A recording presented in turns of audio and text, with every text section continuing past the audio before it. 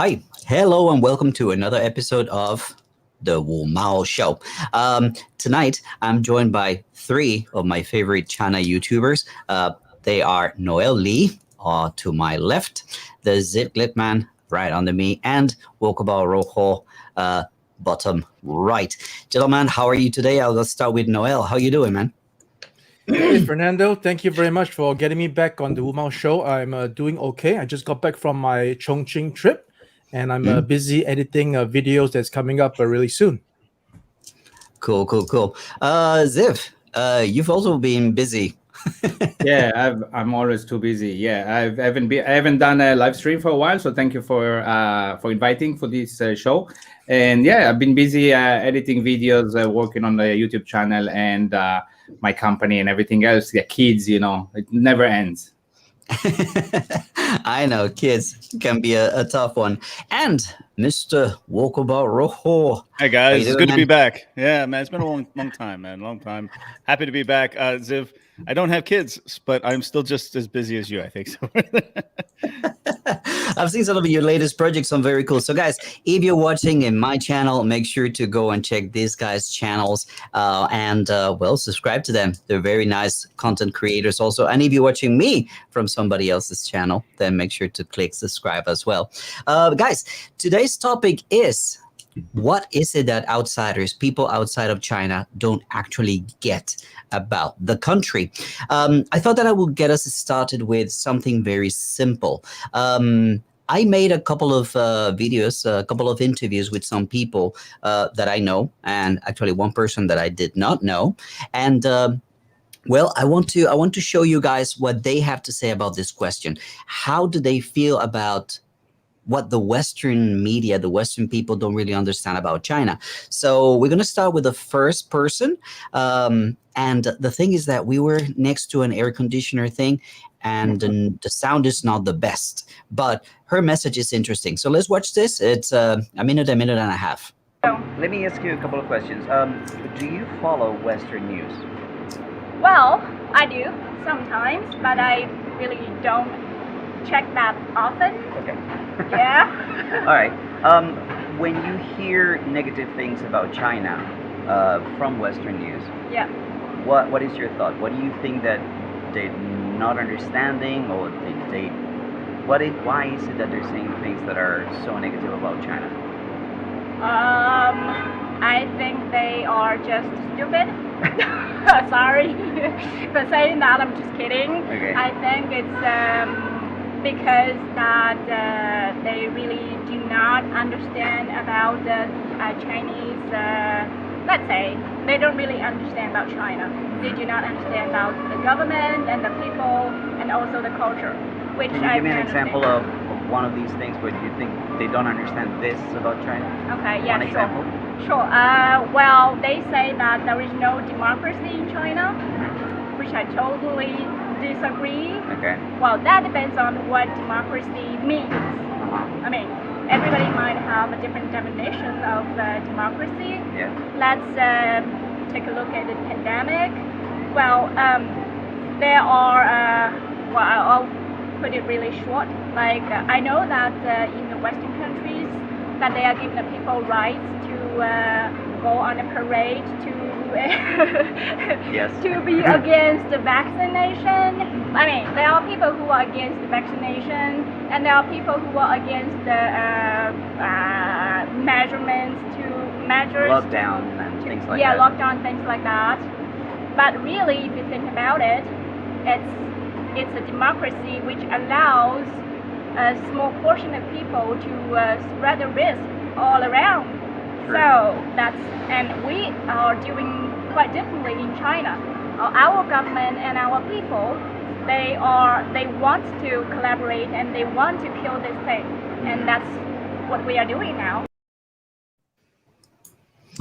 All right, so that is one of my friends. I've known her for a very long time, and she's talking about democracy and saying how she thinks that Westerners don't understand democracy in China. Let's open the floor with that. What do you guys think? How do you feel about what she said? Who wants to go first? I'll go first. You know, this. Okay, go ahead. All right. Paul? Well, first of all, what she said about democracy isn't necessarily have anything to do with the freedom of choice of going out and protesting vaccinations and everything.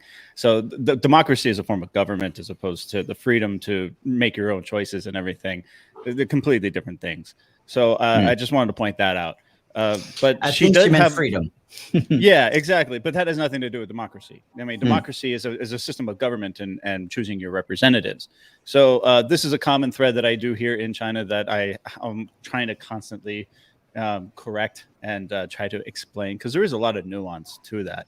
But what she did say about the COVID was quite poignant, and that because of our culture, it has been allowed to spread rapidly in the West. And here in China, as you know, just 2 days ago, we had one case, the first locally transmitted case in my city of Zhongshan in 15 months. And the whole city went and got tested in one day. You know, almost 5.5 million people in one day. And that's a disruption to people's lives and to businesses and everything. But the whole community just comes together and gets it done. And the test results came back in a matter of hours, and the whole city is negative. They're still testing in certain areas, but for the most part, that is a big difference that I see between China and a Western country. Somebody pointed out that we're all wearing very similar colors today. Is that right? Yeah, Great it's minds true. think alike. About look at that. Almost, yes. All right, let's go with Ziv. What do you think about this? Well, I think she actually meant freedom, not really Yes. democracy. And I Yeah, think but you have to make that clear. That's very and I important to think, make yeah, that I think she was a bit confusing. I think, obviously there is not the same form of democracy if we were to talk about democracy, but I don't think that was her point, like you mentioned.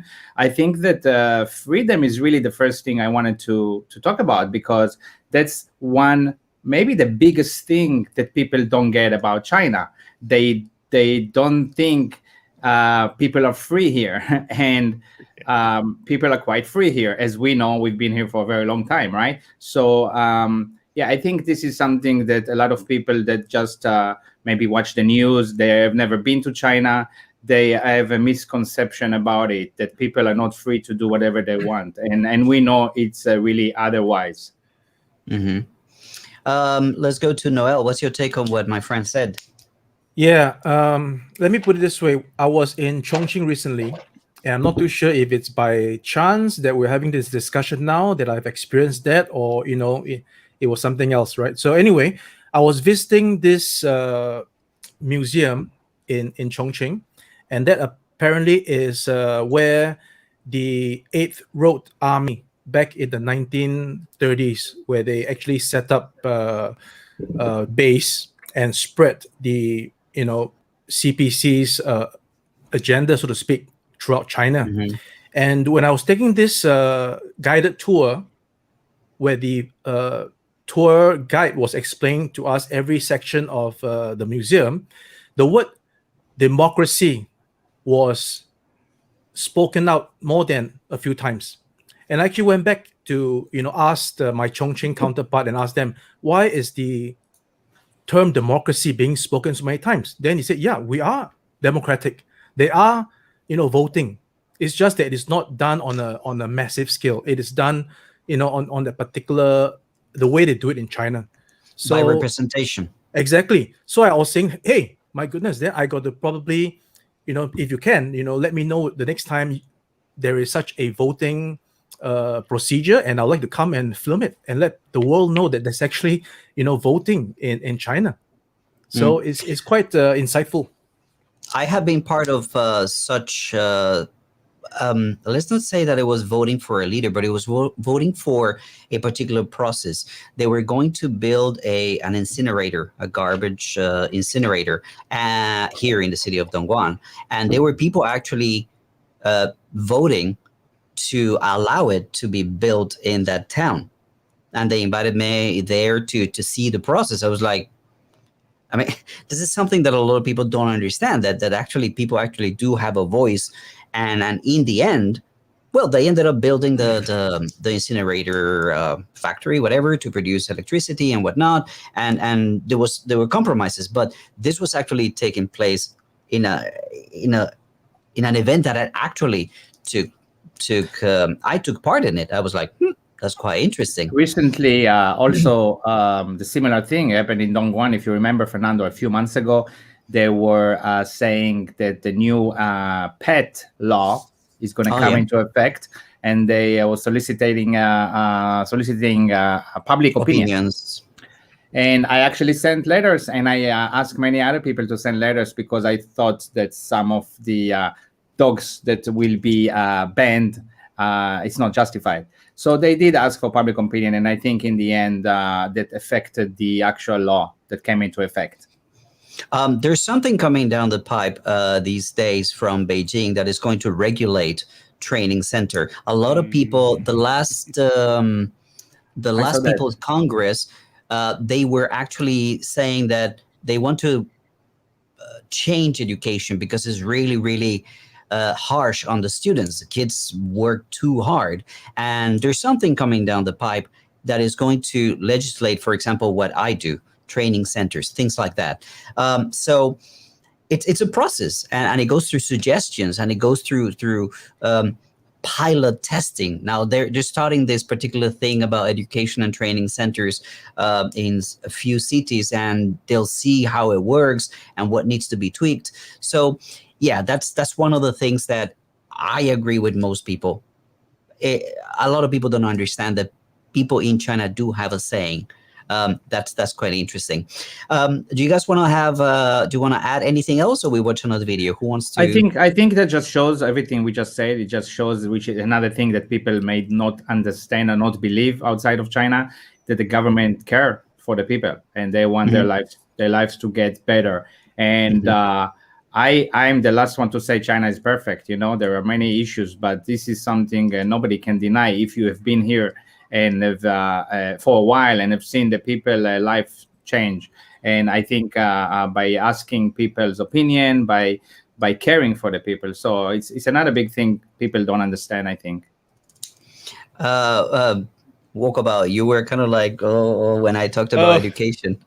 I've been trying to make sense of this because I came here in the training centers. I work at a university now, but this whole transformation, there's a lot of debate in the English teaching circles and in the foreign community here about what does this mean about our lives? What does this mean about the businesses, Fernando, like your businesses?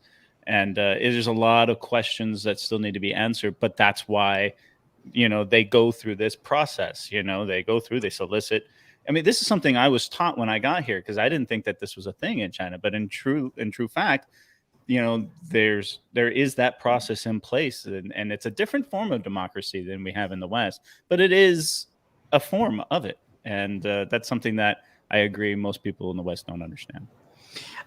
Yeah, this thing about education is going to be quite interesting. Guys, let us move on to another short video, and then we go into our own particular ideas. Okay, this is a person that I did not know. I was introduced to this person by, well, a common friend. Ziv, you probably know her, but let's watch this video.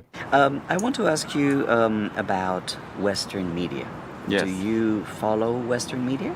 Not so often, but we follow it in the WeChat by friends. Okay. Link. Yes. What do you think about what Western media say about China? Is it true? Is it not true? Something is true, I think, but something is not true.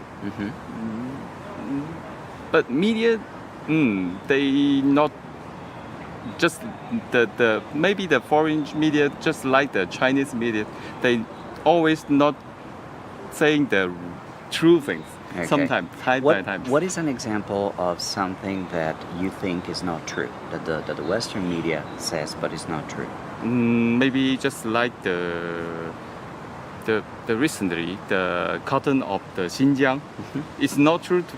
I think it's not true. Yeah. The Xinjiang people may be in a happy life. Yeah. Yes.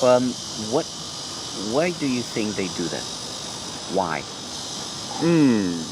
Maybe the policy. They don't want just like just like they don't want the other country be better than before. And what do you think China can do to tell the story, to let people know the truth? No, maybe the friend of in China, just like you, would take the video of China and the Chinese people, then by the video, then here is the true things happening in China. Then the foreign will know that. YouTubers. All right. What's your take, Noel? Well, when it comes to smearing, okay, it is literally a very childish thing, but it is taken to a more advanced corporate level when it comes to nations. And, you know, if you bring it down to the levels of when individuals smear each other, sometimes you just let the guy, you know, say his piece, and you don't have to actually go about to prove your innocence, which I think should be the way. But in this case, it's different, because if you keep quiet, then more people listen to it, and they think that because you are keeping quiet, it must be true. So that's why we have to speak up for what is not true and deliver the message as best we can, so that the people who are unawares will be able to differentiate between what is smearing and what is the truth. And that is our job at hand. The whole misinformation piece that we heard of and we saw. Paul, talk about Rojo. Well, I don't think it's a sinister thing, the Western media. It's more like a group think kind of attitude. And Ziv, I'm actually really interested in what you have to say about this, because you've been in this industry. I've been in the industry too, and I can just imagine a bunch of reporters and producers sitting around a table thinking, okay, we're going to do a story about China. Let's do it. We're going to send you out to wherever in China and come back with a story. Now, if they go back and say, I got this story about delicious food and wonderful buildings and, you know, everyone walking hand in hand happily in the middle of the evening, well, that's not going to get any clicks. I mean, at the end of the day, most media in the West is a business, and it's a very competitive business. And what gets the most clicks is controversy.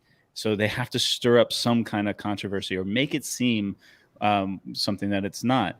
And that's where the YouTube community actually comes into this, because we'll go someplace. We have no interest in stirring up controversy. We just want to point our camera at beautiful things and say, this is what it is. And I think the more of us that are doing that, the better to be like a counterweight to that group think, that giant juggernaut of a media in the West. I'm increasingly frustrated, as all of you are, when I read some of these things, and I, you know, look into myself and I say, that's not true. and it really frustrates me a lot. But Ziv, I'm really curious about what you have to take on that. Before we go to Ziv, I just want to say one thing, and Ziv, probably you can put it into your own thought. He did mention something extremely interesting. He said, like, Western media is a little bit like Chinese media. They don't always tell the exact truth. I that's what I wanted to also say. I thought so. Media is influenced by many things, right? Money and politics are some of the big ones. I think they have reasons to not always say the whole truth, and I think that. But the Western media, you know, what Paul said about trying to get clicks, well, it leads to advertising money. I think there is lobbyists steering the pot to whatever interest they may have, and I think that hate sells more than love. You know, so I mean, it's also on YouTube. If you see the two infamous people with their channels, that you know who I'm talking about. Don't want to give them really the stage with mentioning their name. But you know, hate sells, and even just recently, just today, I saw the Daniel's Twitter with this new book out. Did you see this new book about? Yeah, which is ridiculous about China, how he was in the communist jail or whatever for having the wrong visa or something. So again, trying to make a buck, trying to make money over lies. I think the Chinese media often also don't say the whole truth. I'm generalizing here, of course, and not talking about any specific case. But one thing, though, I would always go with something that's positive rather than negative. Do you know what I mean? It's because we're positive people, Ziv. That's yes. why. I mean, yeah. So no, I mean, I will also have more sympathy to media that may not say the whole truth, but still the story is positive. Do you know what I mean? Rather than spreading hate. So yes, there is a lot of misinformation about China in mainstream media in the West. There is no doubt. It really got to an amazing high point in the last couple of years. It's terrible. I want to say a little something. I think that one of the main things that is misunderstood in the West about China is that they have a different set of values. The values here, one thing that is, I'm not saying that everybody has the same values, but a value that is actually pushed out there by educators, by media, by leaders is harmony and stability. They value that over anything else. And in that sense, it might seem a little bit crazy, like, but why are they doing this? Why, for example, think about the vaccinations, or think about the lockdowns, right? Why are they doing this? There's no personal freedom. There's no, because there's a larger benefit to the community in doing this. So this is something that I think most people can't really get, because we are Westerners so individualistic. So do you know what I mean? And it's my comfort, my privilege, my benefit first before anything else. Here they are also very selfish people. They're also, but when it comes to really patriotic things, or things that are seen as involving the whole nation, it's unbelievable how they come together, and understanding that harmony and stability is the main thing. Who would like to go next? I would like to just go a little bit back about the thing about Western media and how the US and Chinese media doesn't really tell the truth in that sense. I liken it to how parents actually bring up children, right? So different adults from different backgrounds, different cultures, different values, they would tell the children different things. And most of the time, when the adult is telling the kid something, it's also a censored down, or they tell the kid what they want the kid to hear, versus giving them the whole truth. But as the kid grows up, they can probably think for themselves and say, hey, what my mom and dad told me about this before, was it really like that, or was it something else? And then we learn. So we are, in a sense, learning like the kids, and the media. It seems to be like the adults who are trying to teach us something. And if it's the right things that they're teaching us, good and dandy, right? But if it's the wrong things that they're teaching us, I think either we get sucked into the wrong thing all the way and grow up, or we can actually learn as we get, the truth, so to speak, and the facts being filtered out as we learn. So I think I could just make the analogy and say that it's exactly like that, in my opinion. Paul, what do you reckon? No, what was the previous question? Sorry, no. Well, it's not a question. It's just my opinion. I was talking about it's a very harmony. good analogy, actually. Yeah, harmony. Yeah, I think at the end of the day, when you break it down, we all have the same values. I mean, Americans and Chinese, I'm saying Americans. Different values, Paul, I think. Actually, we have a lot of the same values. And that's something that is lost in this whole minutia is we all want the best for our children. We all want the best for our own lives. We all want to increase our personal wealth. We want to live in a safe society. We want to get behind our teams, whether sports teams or nationalistic teams or whatever. There is a different set of values that I have seen, very, very obvious ones. But that doesn't mean one's better than the other. I just think that they're different.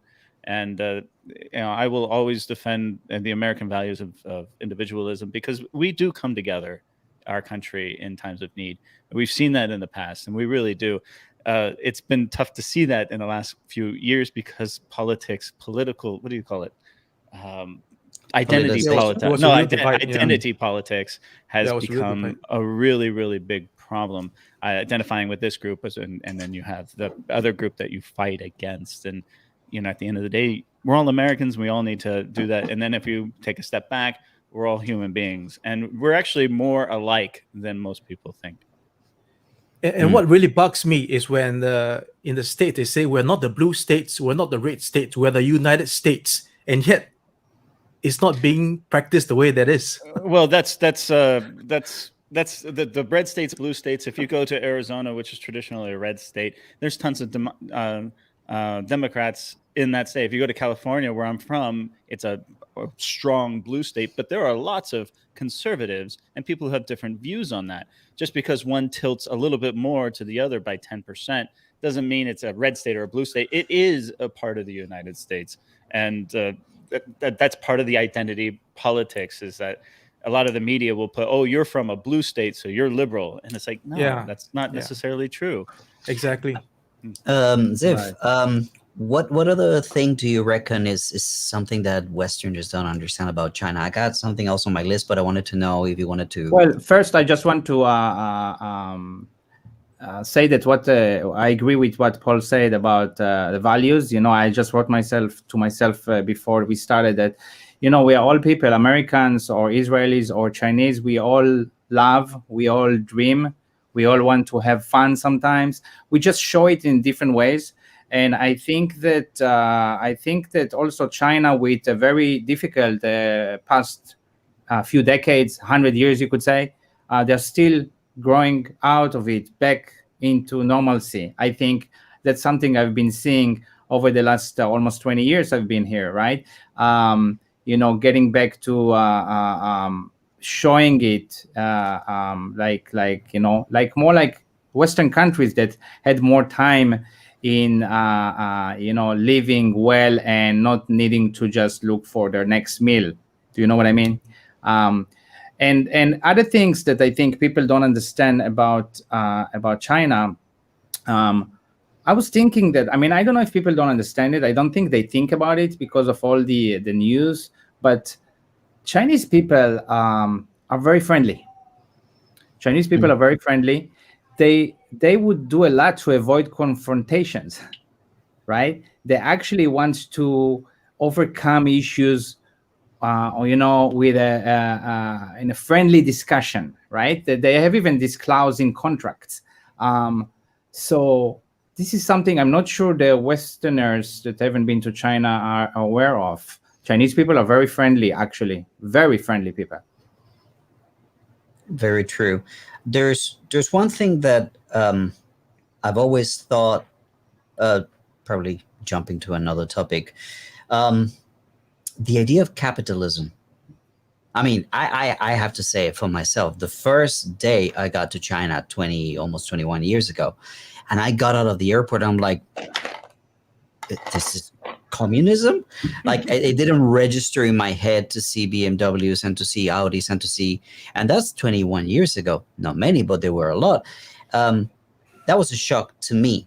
And through meeting different people and through talking to different people, I realized that they have capitalism here. They're very capitalist, but at the same time, it's a capitalism that's capped. I've said it in other videos. It's like, you can't just do whatever it is, whatever you want to do. A good example of this and how people are asking, where's Jack Ma?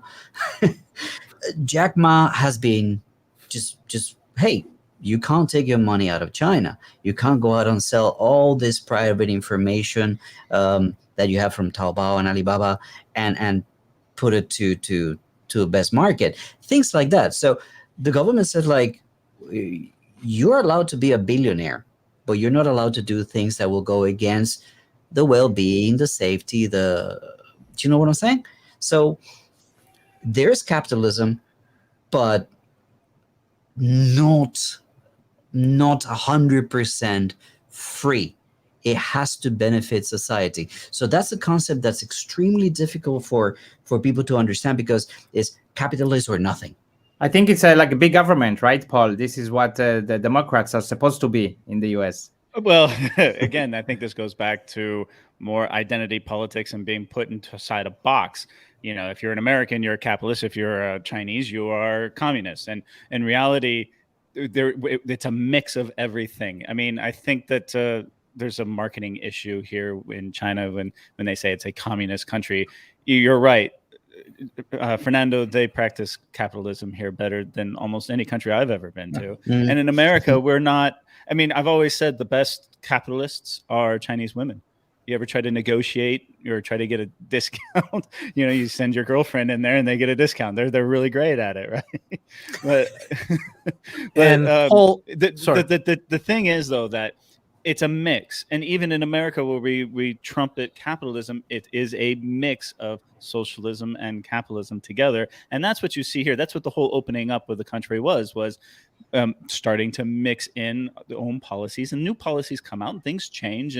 But it's that mix that creates such a juggernaut of an economy. That's why, you know, by the way, you've got other countries out there that are capitalists. You've got capitalistic countries that don't do nearly as well as the United States or China does. So to point it at one system of economics is better than the other is not, I don't think, a good metrics to judge this. It really is, this is what works for China. It's obviously working, what you see, right?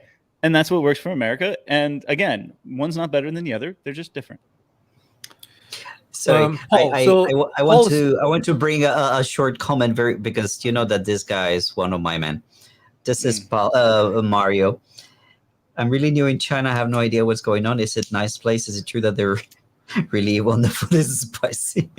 Food's too spicy. Sorry. Noel, go. Okay, so well, Paul is also a sports fan, so yes. I'm just gonna say the next part, which I'm sure you will agree with me, which is in relation to what Fernando mentioned about Jack Ma, is that, you know, in sports, in football, no player is bigger than the club, right? So what China is doing in regards to Jack Ma is like that. You can't have a player that's bigger than the club. The club always comes first. And speaking of players and individuals, the fact that China is where it is today didn't happen by chance, or it didn't happen by a fluke. Real people with real caliber and real abilities put in place systems and plans to get China to where it is today. So if these people were not there, then surely we would find China to be in a very different position than it is today. And perhaps, you know, we wouldn't even be having this conversation, because it could have been just as it was, you know, 50 years ago, and nothing's changed. But the fact is that things have changed, because the right people are leading the country. And that should be the case for other countries working towards getting their right people to lead their countries forward. No, that's a very good analogy, by the way. Is that when one player is not bigger than the team. I would submit, and I could be wrong about this, but I would submit that in America, they champion players to be larger than the team. I mean, there's really nothing stopping them, right? I mean, we do have antitrust laws and stuff like that, but we really hold people up on a mantle who are larger than the team. And that would be a difference in our cultures, most definitely. Yeah. Right. Yeah. Somehow people always they can't resist making the player bigger than the team. Well, Ziv, yes. Capitalism. I think it's another one of those big things people don't get about China. They think it's there is communism everywhere you go. But I don't think they even understand what's communism, or maybe even we understand what's communism. Or what is communism, right? Everybody have their own mindsets about that. The fact is that the economy and, you know, the ruling method, the system here is very new. China is very complicated to understand. Even after many years in China, you still feel like every year you feel like you understand it a little bit better. and we still don't fully understand it. So how can we expect people outside to understand it? Let me just Very true. say something else. Yeah. I was just in a village recently, right, in Guizhou, and I happened to chance upon actual CPC members. So they were they call it the government people, right? So obviously CPC members, and they were invited by the village head to come to the village after this particular water sewage issue. The sewage system was being done for the village. So they were inviting the CPC guy over to just have a meal. And when I was introduced to these people, I don't see that they were like, "Hey, I'm the boss here." They were like so humble. They never like put on like some guy walking down a red carpet. No, I'm here. I'm here to inspect. The guy was like keeping a very low profile. So I sort of contrast it between Western government officials, where when they come in, they expect like, oh, I'm now here, so please, do your thing and welcome me. That's my opinion. Yeah. I think that there's different kinds of leaders, right? I've met people that are very grandstanding, and then met people that are extremely humble. But most of it comes down to performing. If they perform for the people, they'll do good, and people will forgive them for this or that. Hey, Hazard's in the house. Hey, Hazard. Yeah. let me bring something else that I wanted to say here. Another thing that I think is not very well understood is Chinese patriotism. I'm not saying nationalism. There's nationalists out there, but Chinese patriotism is one of those things that it's first of all, the first thing that I want to say is that when you look at what they have accomplished in the last 40 years, how can you not be patriotic? Number one, I mean, when your life has changed so much in 1 or 2 generations. I talked to a guy who told me, again in Guizhou, and there's an area where there are 5 bridges in a span of like 2 kilometers. And Guizhou used to be one of the poorest areas of China because it's so mountainous. They say that you can't walk 1 kilometer that's flat. There's no 1 kilometer that's actually flat in there.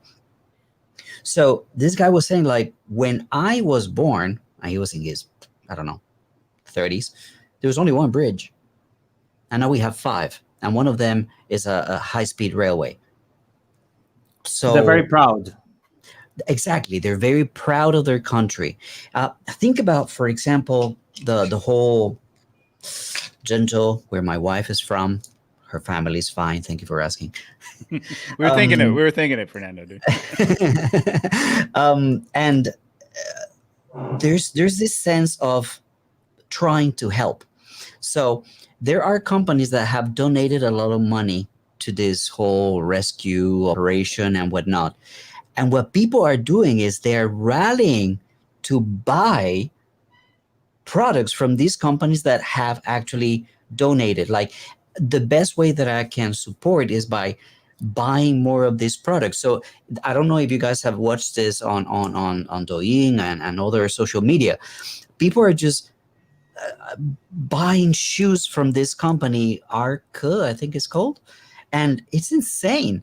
They run out of stock because everybody's trying to kind of like thank them for supporting Zhengzhou, and at the same time, the more they sell, then the more they contribute to Zhengzhou. It's weird. They come together in strange ways, but still, it's just patriotism. Who would like to add something to this? It's just helping each other, right? Mm-hmm. Paying it forward, isn't it? The basic stuff. You help me, next time around, I'm going to help you, right? But if you don't help me, next time around, I might not want to be helping you, isn't it? Mm-hmm. I think there is also, we all know of there are issues of not helping as well in China. But I think this is something that what I like is that I see that it's improving and has improved over the past 2 decades. And being proud of other Chinese people helping Chinese people, I think it's a great thing to be proud of.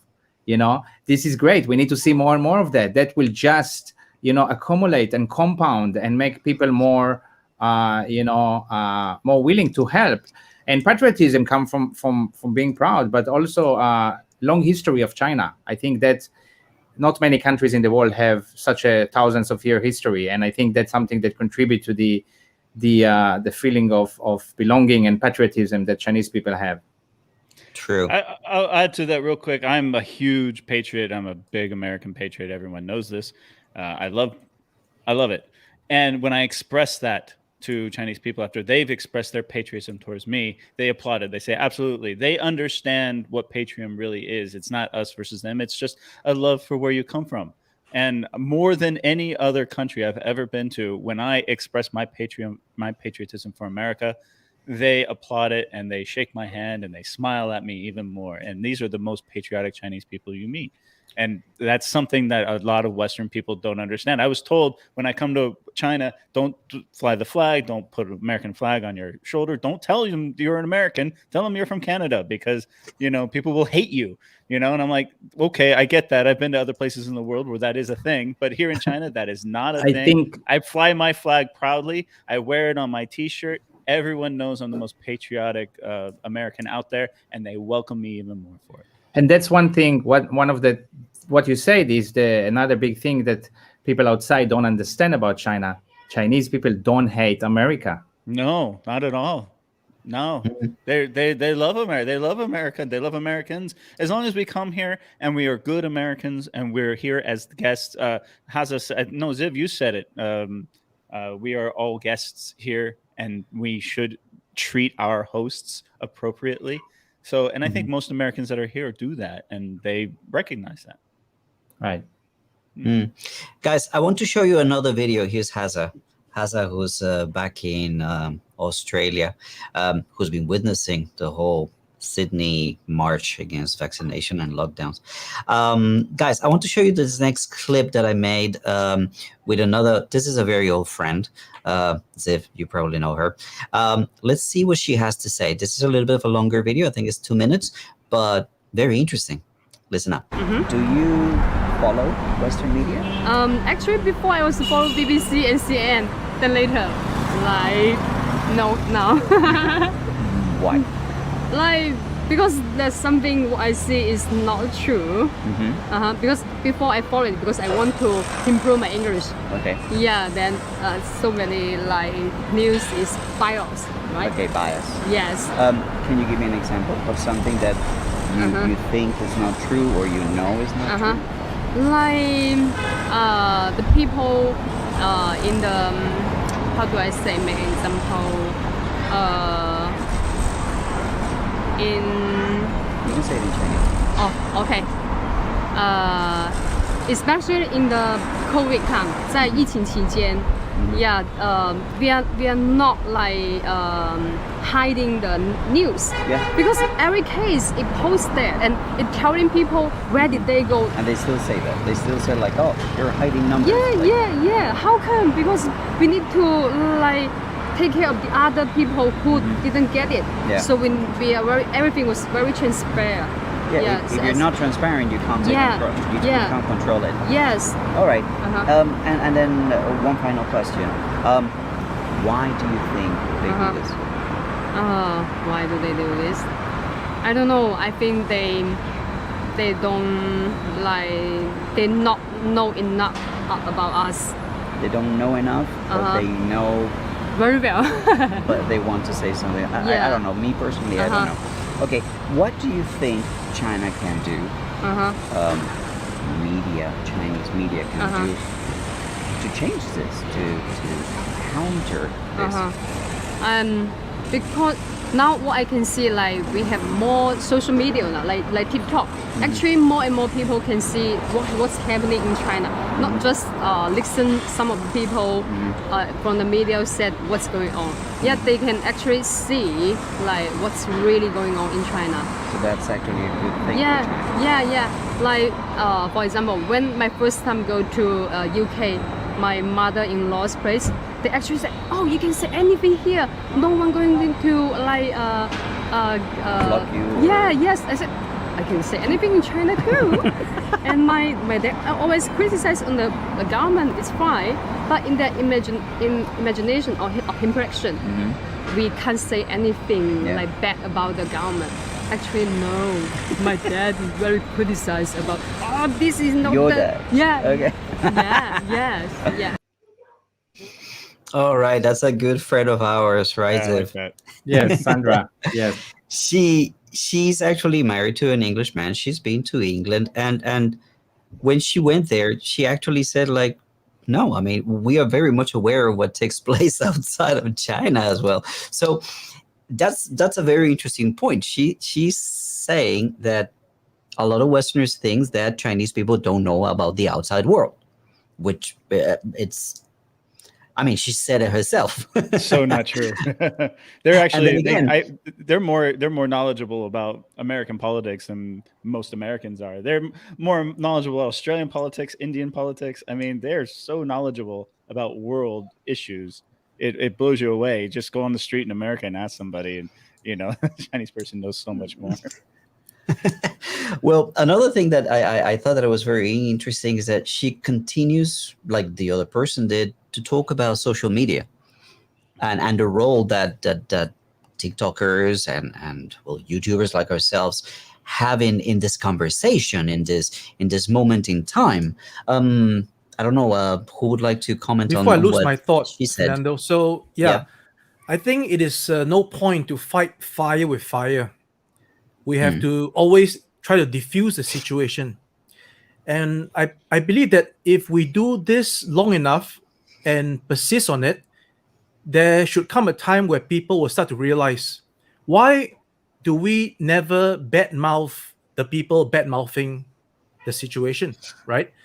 Because those people are the one firing the fire.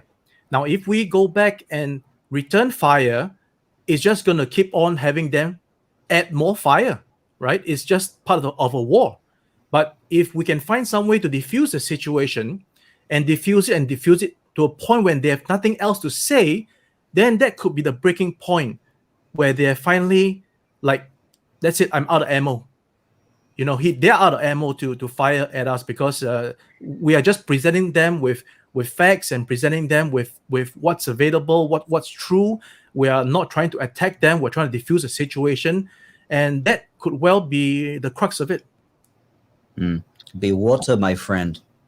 I think regarding what Sandra said, that's another thing. Westerners think that Chinese people, you can say whatever you want, you can criticize the government, right?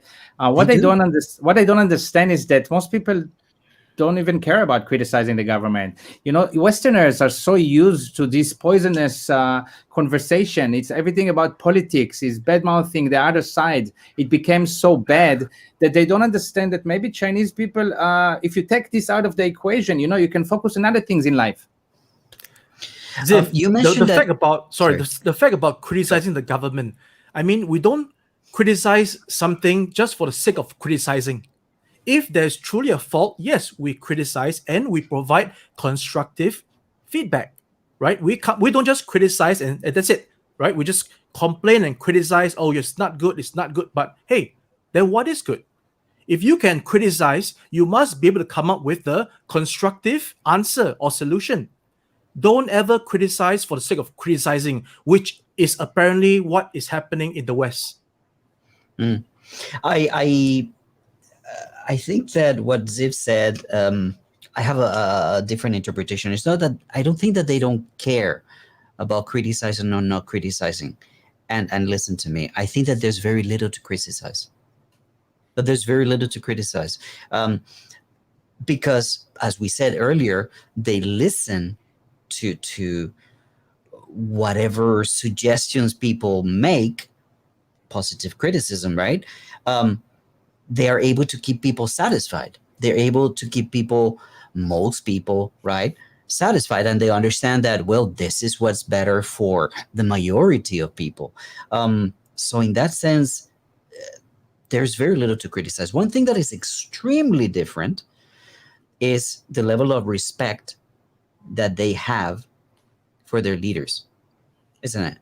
I mean, you can mock leaders all over the world, I mean, the president of Colombia, they mock him all the time. But here in China, it's just not done. I mean, why it's not done? People tend to think, oh, because they're afraid of the government. I actually feel that there's an element of respect for what they have accomplished to get to where they are. I mean, if you talk about a provincial leader, for example, that person got there by being effective, by delivering to the people what they needed, what they wanted, so they respect that. They might disagree with him, but they respect that. How do you guys feel about this particular difference, the mocking of leaders? Noel? Let me just say this. To the late, this might not be the best analogy, but for the late Steve Jobs, how many people have actually mocked him? But they're mocking US presidents and they're mocking. I guess what I'm just trying to say is that if you are doing a good job and you're really showing it results, how can people mock you? The people that mock you will be your competitors only. So I guess that's my point, in the sense that, yes, sometimes you should not mock people in positions for face, or for to help the leader grow. The leader is doing a very difficult job at hand to try to control or try to plan and move forward something and bring it to a higher ground. The last thing they need is for our own side to be mocking or to be bringing the person down. Now, if the person really cannot do the job, then yes, his performance will show and he will be replaced. But if the person is doing the job, then what's the point of mocking? We should be elevating our leaders. The fact that when you mock a leader is like mocking your parents, right? Would you do that? Wouldn't your parents be your ones that you are looking up to? Yeah, go ahead, Ziff. Yeah, well, some people will do that, right? not the Asian values. But, that's what I wanted to say. So although we kind of talk a bit about politics here, but I mean, in one of the big things that people don't get about China and related to this point is also the face culture. So the face culture is something that also takes a while to understand, right? Now, like Fernando said, even when there is respect, right? Even when maybe you don't agree with everything Xi Jinping does, there is respect. There is also face. The face is something we see in our daily lives. When we talk to people, in the interaction in businesses or whatnot, and also in terms of respecting the leader. So that's another point that we have to consider, that China is, very different than the West. I'd like to point out that face is a big deal in China, but it's also a big deal in the West. I mean, if you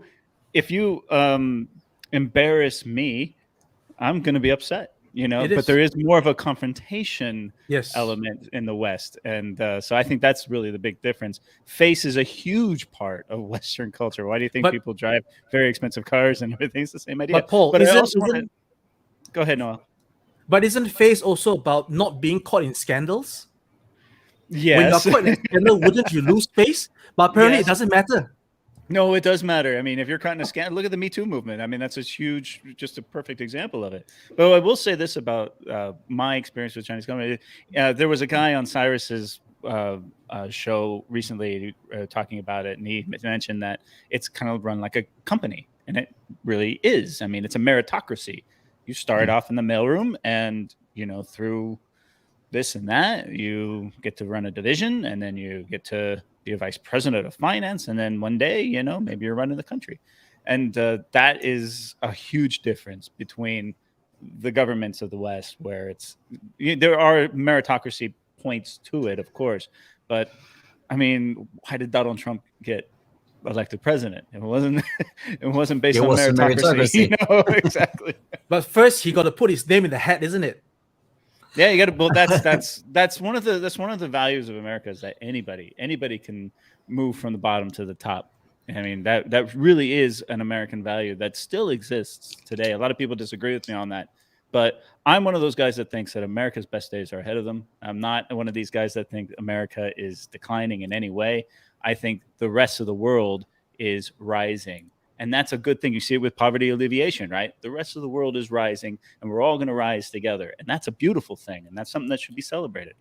But That's Paul, positive. in America, Sorry. Paul, in America, let me finish this one. In America, Yeah. like you said, anybody can rise, right? But what Yeah. if that person rises not through his or her own merit, but through somebody else pushing them up for their own Favoritism, Like a nepotism. Manchurian candidate, right? Like a Right, Manchurian so- candidate. Right? What good is But that? that's just our system and it's our values, and it's never going to change. It is a difference between China and American governments. Again, one's not better than the other. It's just different. I just think that one of the things that a lot of people don't understand is how the government is very. I was talking to Mario Cavallo, who's probably watching, about this, and the Chinese government, the Chinese leadership is very paternalistic. They are very much presenting a blueprint related to what you said, Paul. They present people a blueprint of how to come out of poverty by themselves. It's not socialism as in giving handouts. It's socialism as in we build the infrastructure, we take the road all the way to your farm so that you can take your produce out of the farm and sell it better. Yeah. We can bring 5G to your small town so that you can sell your produce online on Taobao and sell much more. So Yeah. they create this cohort or this base of people that become a very thriving middle class, that go out and eat at restaurants, that go to movies, that buy things that are made here in China. So it's like, it's the path of make what you can make of yourself with the help and support from the government.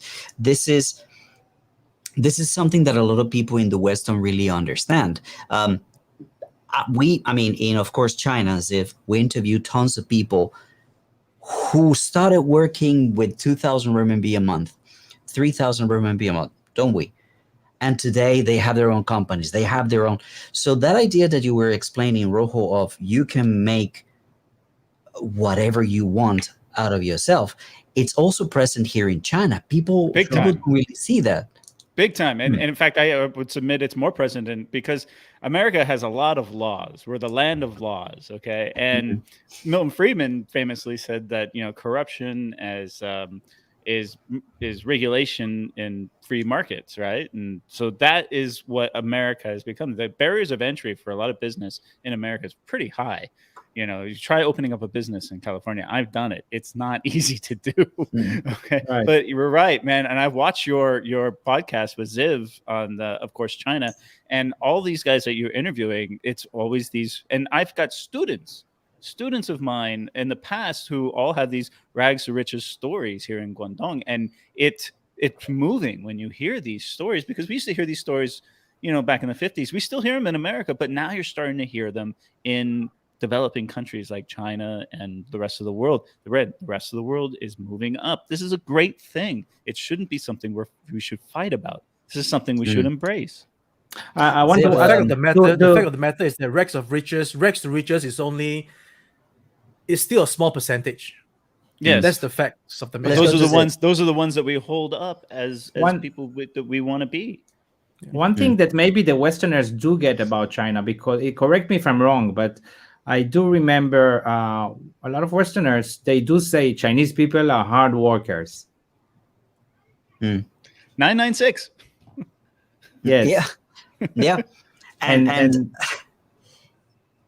Ziv, go. They're hard workers, and it's true, the glass ceiling is really far high here. You could get people get very wealthy from really being nothing in a village. So but the Westerners do, I think, recognize this. I don't think this is one of those things the outsiders don't see. Yeah, I think that outsiders, when they see a wealthy Chinese person, again, I can't speak for all Westerners, but a very automatic connection will be corruption. Oh, he's got money because government, whatever. You know what I mean? It's like, it's very difficult for people to accept that somebody has found a way of making it. Do you know what I mean? Somebody has found a way to to explore new avenues and to be innovative or creative and make something really fantastic for themselves. Gentlemen, we're coming to an hour of this show, the WuMao Show. I would like to give you guys a couple of minutes to round up any other ideas that you have.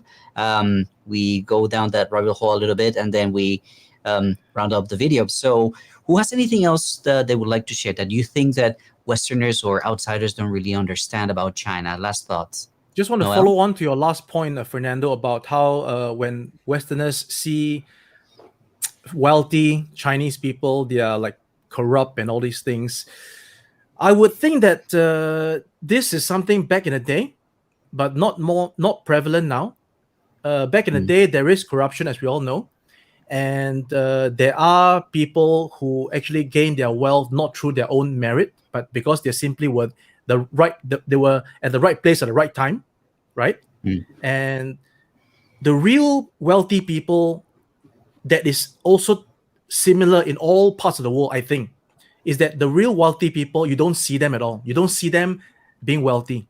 They could just be walking, sitting next to you, and the guy's a billionaire, you don't even know it. Those are the kind, versus the ones that, goes to the casino and then places big chips on the table. This is two different kinds of wealth. That's what I'm saying. So that's my point. Very quick thanks to Tang Ling. Hey, Tang Ling, China that's my becomes a subscriber. top trading partner, 120 countries and regions. The US here, they cannot be a good international trader without knowing the world. True. The more we learn about the world, the better. Okay. Thank you, Tang Ling. Okay. Thoughts? Can I go?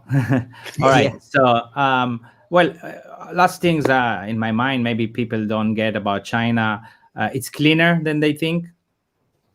I think there is a lot more fun things to do here than they may think, especially in the last 10, 15 years. And Chinese people just want to have fun like Americans, nowadays. And those are the things that I think my last thoughts. And and on my YouTube channel, for example, I don't do what you guys do. You guys really go deep into like the conflict maybe and some politics. And what I try to show is just Chinese people or foreigners living in China, what they think and what kind of fun things we can do here. It's a very simple way to show China. All right. Paul. All right. The one thing I think that the Westerners don't understand is just how big this country is, and to put all Chinese people into one box or all regions of China into one box is impossible. And that's something that I have learned in the 5+ years I've been here, and it's one of the reasons why I stay. You walk outside and it's forever changing. Everything moves quickly, faster than you can keep up with it. And the more I'm here, the more I realize just how diverse and how incredible everything is here. And that's why I stay, and that's why I put my camera on it, because if you don't document it now, it's not going to be there tomorrow. So I think we are all privileged for the idea that we can all be here and put our cameras on it during this very transitional time in China's history. True. Guys, I want to thank you all for watching. I want you to go and visit this gentleman's channels, Noel, Walkabout, Rojo, Ziv. Make sure to subscribe and give them some likes and comments. Keep the algorithm going. If you're watching in their channels, then come to mine and do the same. And remember, the WuMao Show is a show where we show you and we tell you what China is really like for us. We get called WuMaos because we tell you things that are different, but that's what we're here to tell you, our experiences, how we see things, and help bring together different communities, different parts of the world to understand better each other.